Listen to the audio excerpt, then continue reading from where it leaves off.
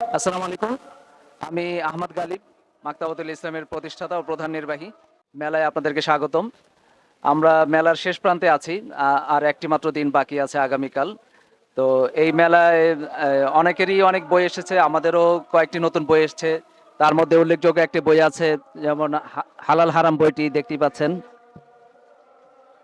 এই বইটি আমাদের নতুনভাবে এসেছে।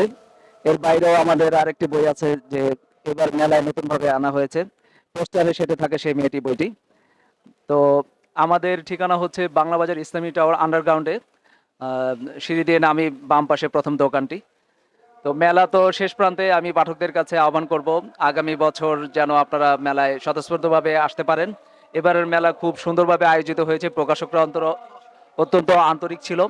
তারা তাদের সর্বোচ্চ চেষ্টা করে স্টলগুলো সাজিয়েছেন এবং নতুন নতুন বই এনেছেন। মেলায় এবার অনেক বড় বড় লেখকরা এসেছেন, বিখ্যাত ব্যক্তিরা এসেছেন। একটু আগেও বৈষম্য বিরোধী ছাত্র আন্দোলনের কেন্দ্রীয় ছাত্র নেতারা এসেছেন। তো আমরা এই জন্য আনন্দিত। আপনাদের মাধ্যমে আমি গোটা জাতির কাছে আহ্বান করব, আগামী বছর যেন আপনারা কেউ এই ইসলামী বইমেলাকে অন্তত মিস না করেন। এই আমার আহ্বান। ধন্যবাদ।